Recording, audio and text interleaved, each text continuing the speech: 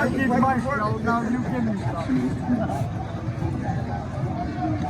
You're honest about it.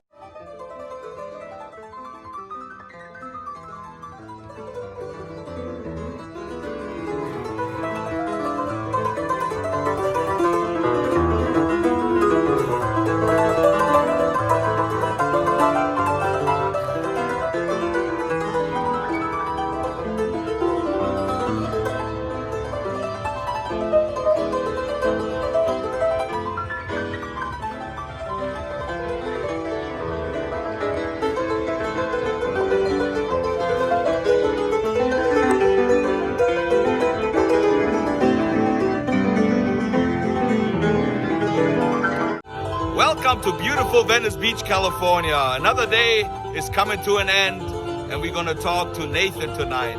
All right, tonight we're here with Nathan, the local piano player. How you doing, Nathan? I'm doing good. Nathan, what do you think? How long do I know you? About 20 years. 20 years, yeah. huh? You remember that, yeah. Yep. We've been through a lot of stuff here on Venice Beach. We went to the lottery together, always on the weekends for the lottery. Yeah. And how long you been homeless here in Venice, Nathan? I've been homeless off and on, you know. It's, you know, it's, I've never been homeless for more than 2 years, you know, at a time, you know. But it's just in between apartments, you know. It's not easy to find a place to live in Venice, you know. Yeah. Or any place, actually, these days, you know. It costs a lot of money to have an apartment. The rent is really expensive, especially here in Venice. Yeah, it's ridiculous to pay all that money, you know, paying somebody else's mortgage, you know, so they can kick you out at their whim whenever they want to, you know. You know, they just, if they can't jack up the price anymore, they just kick you out. Make up some reason to kick you out, and they kick you out. You know, it's the landlord's court. The court's always in their favor, you know, not the tenant's favor, you know. The tenant has very few rights. Did you hear about the shooting last week right here? Yeah. The young lady got shot. Oh, I didn't hear about that. It's right there where the restroom is. A girl got shot? Yeah, I was right there, and did you see it go down? Yeah, I was in the store. I heard the shoot at the 4 shots. Why would they shoot a woman? I don't know, but you ever feel threatened when you're out here at night? Yeah, by the police. You're more threatened by the police? Yeah, I feel more threatened by that's the only thing I feel threatened by. Is the really? Police. Nobody else ever bothers me. So you know a lot of people down here, I guess. I know a lot of people, yeah. And I see this big piano. At night, you have to pack it up, right? Yeah, or how are you pack it up, and then where do you put it? I have a place where I put it, and I keep it there until the morning. I take it out in the morning every night. How you doing, brother? How are you, man? All right. Chanel's over there. Right on. Just one of his friends just came by. And how does it all affect you with the pandemic? I watched you like at least an hour and a half, and you barely made any money. There's nobody on the beach. Here, yeah. Today there's like a new order in effect that Newsom closed down another lockdown here. And there was really nobody. How do you survive out here? Barely these days, because I'm not used to making such a little bit of money, you know. Usually it's easier to survive, you know, on the money that I make, you know. Yeah, whatever I make a lot of money one day, and one day I don't make that much. It evens out, you know. But now there's nobody here to make money from, you know. That's true. But you keep doing. I saw you playing. You're really in the zone. Do you have any music history? You went to music school? Oh, yeah, I did all that. I went to music school. I had lots of teachers, and studied with lots of people.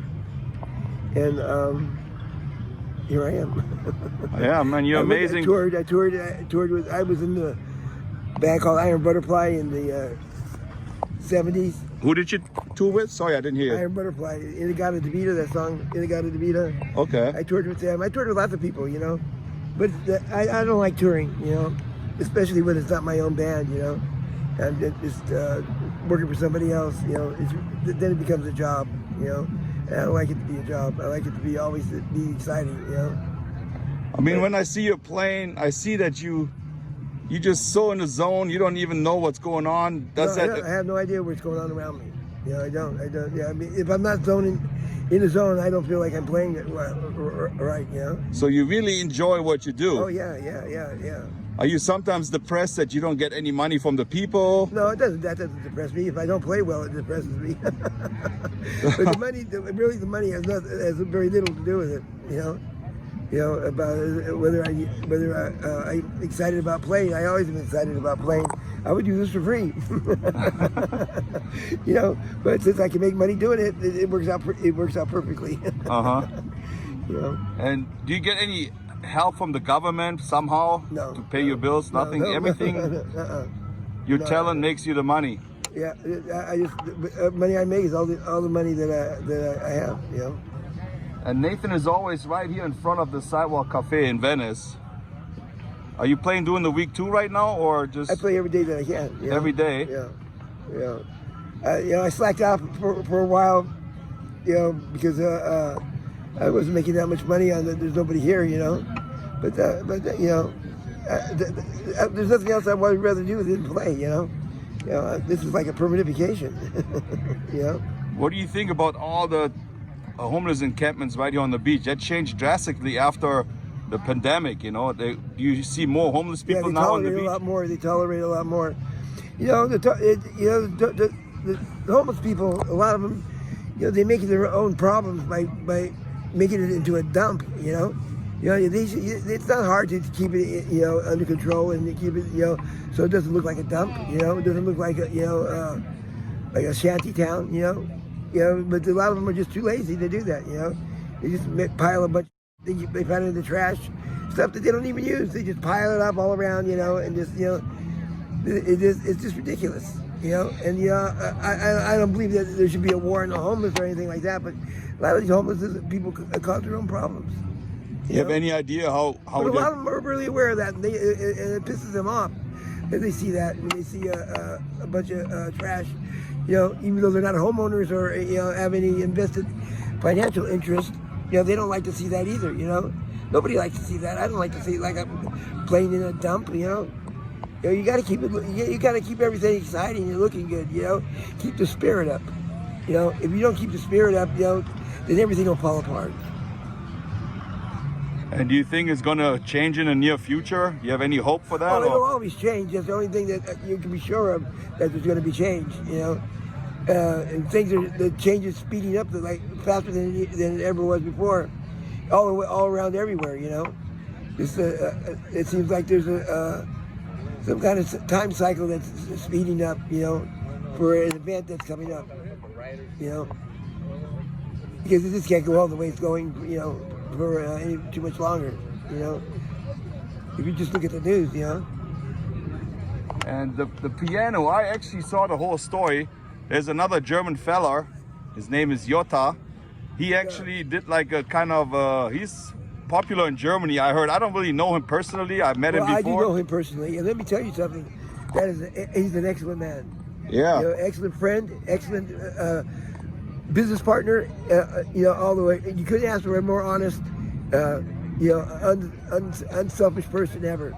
You know, Yoda's a great guy. Yeah. You know, and I have lots of love for Yoda. He's my favorite person and my best friend. Yeah, I know. I saw that how he actually did like wasn't for him, I wouldn't have that piano. I know. Yeah, you know, he helped me get that piano, and you know, he helped me in all kinds of ways, you know. But he helped me mostly by being my friend. You know, he's always very positive. You know, and he's a lover of animals like I am. You know, I love animals too. You know, and he's the only other person I think that loves them like I love them. You know. No, I mean, it was great. Otherwise, you would not. I saw your old piano. I actually went through my hard drive yesterday, and I found like your old piano. It was barely working, you know. So I'm glad that he helped you to get this piano. Yeah. Otherwise, you would not do what you do right now. This is your bread and butter here out here. That's right. And Yoda helped me. Has helped me many times when when there hasn't been sufficient money, from playing, that he's helped me out many times, But besides all that, the money thing, it's just having for a friend is a good thing. Yeah, talking to people. Yeah, he's very smart guy, and he has a lot of knowledge of the world that I don't have. And he's always helpful. Always helpful. I'm lucky that I have him for a friend. Yeah, as I know you over 20 years, I would say. But the thing is, we don't really talk too much. When I see you, we say hi to each other. We talk a little bit, but because we're all friends here on the boardwalk, because we know each other for so long. Yeah. I know a lot of people just like you, but not all the time we talk. But I really appreciate that you took the time out and talked to me. Yeah, well, always my experience with you has been positive. And I know you're an intelligent guy. And I like that you come from a different place, a different country than just the United States, because I can get some insight into the lifestyle of the people in other countries, which I'm very much interested. My parents came from the Sicilian Islands, and they were different. That was always different than all the rest of the people, Oh, so you're part Italian? I'm all Italian. Yeah, you're all Italian? Yeah, Sicilian. And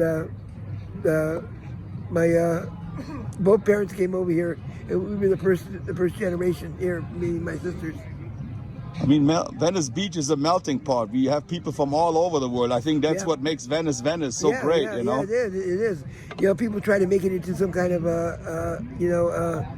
candy store, or something, where just for the rich, If they do that, it's destroyed it already, You can see all this corporate money coming in here, and and they try to make it have the bohemian flair with the corporate big prices, and it'll work for a while, but eventually they all go kaput, Yeah. I don't know what's going to happen now, but there's a lot of the little businesses can't survive. People I've known for a long time. I'm one of them. It's really, really hard to make a living here in Venice right now. The rent are still incredible amount of money you pay for rent, right? Yeah, the rent is still really high, and like I said, the lockdown today, when I walked around here, there's barely anybody on the beach, and it's killing all the small businesses. I don't know what the future is going to look like. It's killing everything, I mean, I don't know anybody who's had the pandemic thing, but they say a lot of people have had it, so I guess it must be true because the television tells us so. Yeah, so you haven't met anybody who got infected? Personally, no? No, I haven't. No, and you don't wear even the mask? I never wear the mask. When I go to the supermarket, I have to wear the mask. A lot of any kind of business, you have to wear a mask now. It's kind of incredible how they got that going. And you're not even worried about it, huh? No, I don't worry about that. No. They've got too many other things to worry about. Yeah, to survive out here, that's what one of the worries is.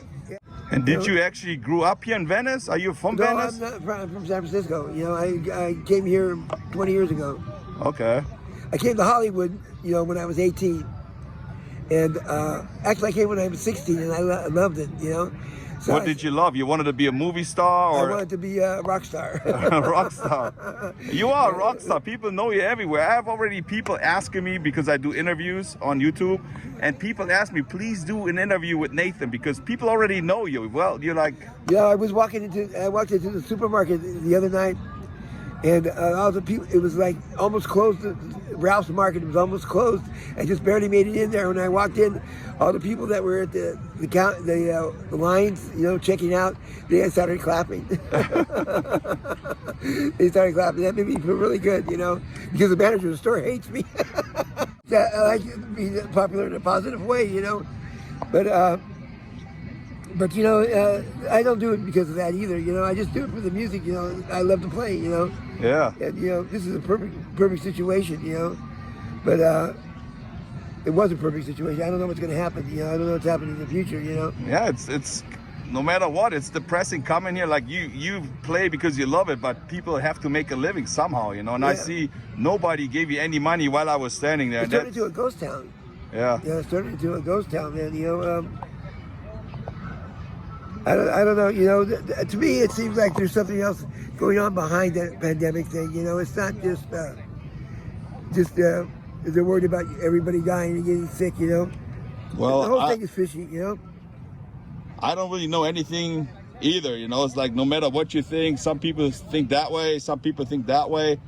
So I don't really know. I'm just go with the flow like everybody else here in Well, Venice. they haven't made that way, so you can't do anything about anything anyway. You know, your hands are tied. You know, from the get go. You know, there's the illusion of freedom. You know, it's like the illusion of Venice that everybody thinks it was the way it used to be. It's not that way anymore. You know, it's just a memory. You know, that they're all living in. You know. A distant memory that's getting harder and harder to have, you know, as you see it just folding in front of you, you know. It's too bad, too, because this was a wonderful place, you know. Yeah, it is still wonderful. You saw the sunset tonight. It was a beautiful sunset, you know. There's definitely wonderful things still here. But, I know, as far as business and people going, you know. Yeah. There's hardly anybody that is here that I used to know, you know, when I first came here. One day I was setting up my piano and I saw them come and take the benches. You know, take all the benches. Oh, yeah, and I was surprised that they could do that so fast.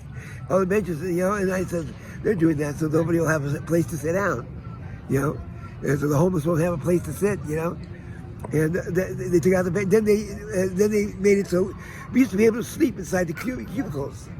You know, the stores, when they closed, yeah, they would let you sleep inside there. I remember that too, and then they put doors on them all, so you couldn't do that anymore, you know. And they got rid of that real fast. Everything they wanted to get rid of, they do it fast. Boom, boom. Before you can, then you couldn't sleep at all on the beach, you know. And then they try to make it so if you slept all out in the open, that they could give you a ticket, and they would pile on a bunch of tickets until you had so many warrants that you could go end up in jail, you know. That's really. You know, I mean, they were giving out tickets to the homeless people. They're turning people into criminals. You know, once you get in there just to survive, you know, you have to turn into a criminal. You know, just to keep from getting stepped on. You know, and then they start. You know, once they see you in there, there's a revolving door. You go in and out all the time. And then, you know, it's not like you can just go to court. The court's way in the side, way the hell out by the airport. You know, it takes a couple hours to get there. You know. You know, and once you get there, you have to stay there all day, you know. Then they don't find your file, you know, you have to come back. Yeah, they'll come back later, you know. They love the, you know. They don't even take you serious as a human being, you know. You don't even get to talk to the judge to explain your side of the story. You know, you can't talk to her. Yeah. You can't talk, you know, she won't let you talk to him. Only this, I thought my public defender, I thought she was the prosecutor. All right, I did. The first time I went, I thought she was a prosecutor. And I said, the next time I went, I said, I'm going to ask for the public defender. I go, who's my public defender? And she says, I'm your public defender. I said, you are? I thought you were the prosecutor. Because she didn't believe anything that I told her, you know, and she cut me short, you know, and everything I said. You know, no, we're going to say this to the judge. You know, this is what you're going to say to the judge, you know. And I said, it's ridiculous. I said, you're a ridiculous woman. You know, you have, I mean, what are you doing? You know, what kind don't you want to do your job? You know, this is what it's all. You know, does anybody get to be innocent? You know, It's just, you know, it's only how guilty are you? You know, it's not how innocent you are. You know, I thought you're supposed to be innocent until proven guilty. You know, that has nothing to do with justice has nothing to do with the court. You know, you're guilty as soon as you get that ticket. You know, you're guilty. And I saw today you were tuning your own piano. Yeah, I tune my piano. Yeah, you have to be able to do it because it goes out of tune so easily out here. Because of the moisture and everything, right? The wood contracts and expands, you know. You know, during the night it's freezing and during the day it's hot, you know. I was watching you, but I had no idea what you hear and what you don't hear. But you have a really good ear for that, I believe. Yeah. If you can't hear the vibrations of your instrument, you know, you should be playing it. So I think time is up because I only have like a certain amount of time here on YouTube. Nathan, I really appreciate you talking to me, man. Sure, anytime. I enjoy talking to you. You know, you ask me pertinent questions that, you know, instead of what color do I like and what's my favorite flower.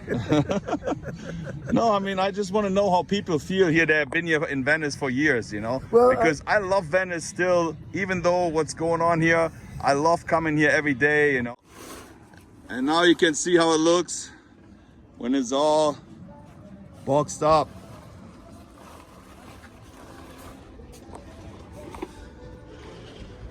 Well, my friends, that was it. Live here from Venice Beach, California. We talked to Nathan. He's a really fun guy to talk to. If you ever come down to Venice, he's right in front of the Sidewalk Cafe. Drop him $1, be nice to him, talk to him. He's a cool guy. And what else, Nathan? Or $2. Or $2 or $5. Yeah, or 10. Or 10. He appreciates it. So anyway, if you like the video, give it a thumbs up, push the notification bell, and subscribe to my channel. And I'll see you guys next Right time. on, man. Nice talking to you. Tschüssing. Bye.